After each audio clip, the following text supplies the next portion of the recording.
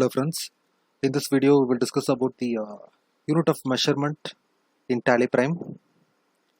So I have some questions over here, and these questions will clarify the use of units and its conversion factor in our inventory management. So I'm going to discuss my first question, that we are going to purchase 1 liter of petrol, and then we are going to sell half liter to our customer. So I'm going to perform this. So I just enter into the Tally Prime. I've created a new company. I just go to the masters to create the unit of measurement first. So regarding the question, I need to create the symbol liter, the unit of measure liter. So I just save it. Just come back. I will create the stock item as petrol now. So the unit is liter. The alternate units I'm not going to do it. So I've created the stock item, and now I'm going to purchase it from my vendor. Purchase. I've created the ledger.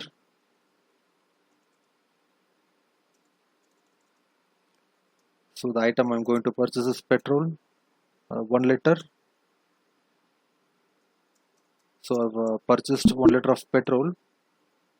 Now I'm going to sell it to my customer. So when I try to sell it to my customer,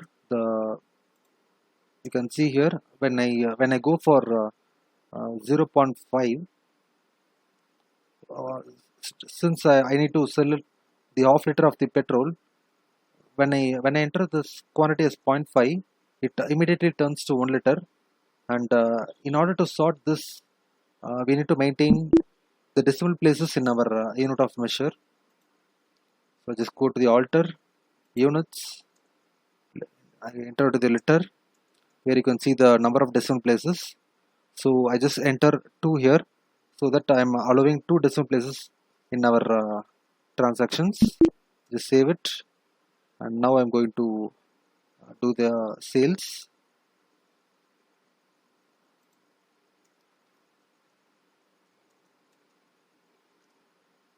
Petrol, and I enter 0.5, so it is allowing to sell half liter of the petrol now. So I just go with the rate. So I have done the entry. Now when I check my stock summary, you can see here the half liter of the petrol remains in our stock summary. So likewise, we have done this first question.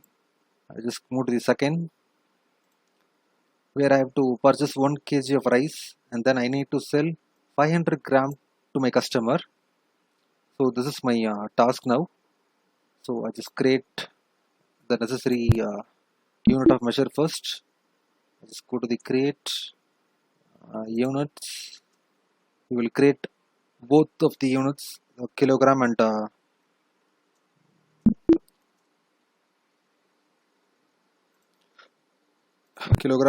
grams. Okay, just go for the symbol and the formal name.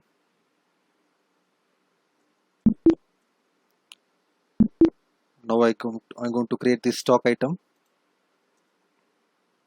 as rice.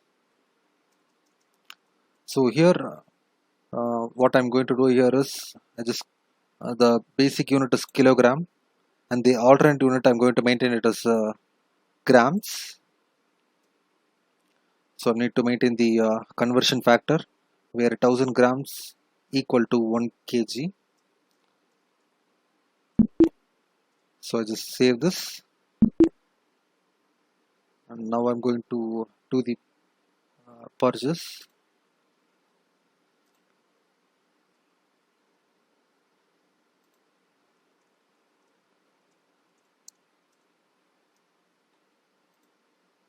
Where I'm going to purchase 1 kilogram. You can see here.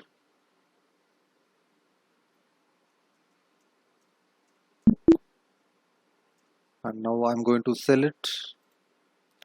When I sell the now I'm going to sell the 500 grams to my customer. So you can see here rice. So when I enter 0.5, it turns 1 kg, but the alternate unit remains the same. The alternate unit is correct. When we see it, the alternate unit remains the correct thing, but the quantity is now actually the 1 kg. So in order to sort out this problem, this the same thing, I need to change the unit of measure. Just enter to the units and to the kilogram, where I need to maintain the decimal places. And now I just go to the sales.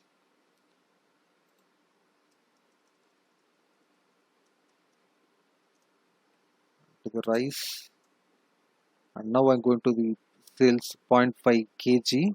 There is nothing but 500 grams. Now it is allowing me to sales. So I will check the inventory. Come into the stock summary. You can see here the rice 0.5 kg is available with the inventory. So likewise we can maintain our unit of measure. So I just move to the next. The next question is, okay, this is the some interesting fact. So we know that this is the welding rod. So my company is purchasing one lot. This is the one box, the whole box. My company is purchasing this box from my vendor. Okay, and this packet is containing six number of nearly six like packets like this. Inside this box, we have six numbers of welding rod packets, and within this each packets we have 10 numbers of welding rods in it. So my company is purchasing one box of welding rod. So that is a welding box, and now I'm going to sell only 20 numbers or two packets of this welding packets. So I've written it, the question here. My company is purchasing one welding rod box, but we are selling 20 welding rod to the customer. So one box contains nearly 60 numbers of welding rod, but out of it we are going to sell only 20 welding rods to the customer. So this is the problem. So I will try to explain it in this picture. So consider this. Okay, we have a welding rod box, that is this thing. We are going to purchase the welding rod box, and within this box we have six packets of welding rods, and in each of the packets there are 10 welding rods in it.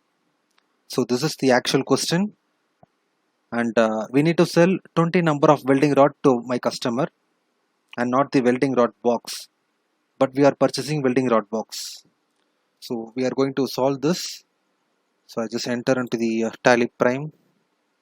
I need to create new two stock items. One is welding box. Okay, that is welding rod box,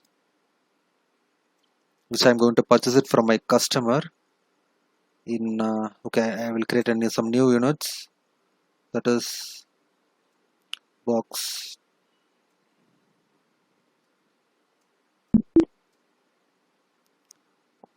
The alternate units is I need to create some new units. That is packets.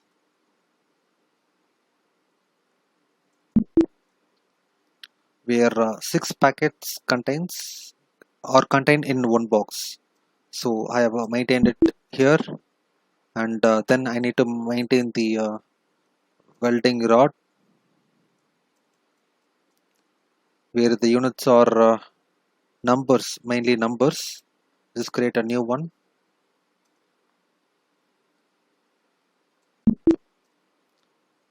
And the packets, the alternate unit is packets, where one packet contains 10 numbers of welding rods. So I've maintained it like here, and in order to solve this, okay, I just go to the purchase. I just make a purchase of the welding rod box. Purchase. I'm going to purchase it from my vendor. I'm going to purchase welding rod box. One box, and it contains 6 packets in it for 1000 rupees. Okay, I've made a purchase, and before going to the sales, I want to maintain the manufacturing journal over here. The manufacturing journal applies over here.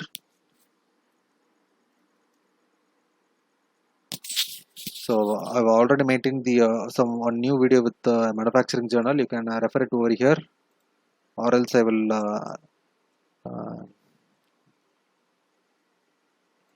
link of that video in the description of this video. You can watch it there.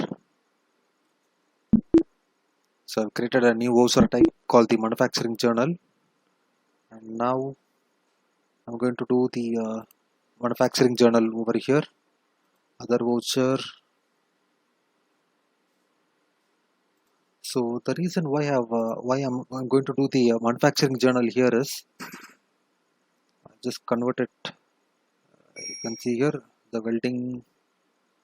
Okay, the welding. The requirement is the welding rod.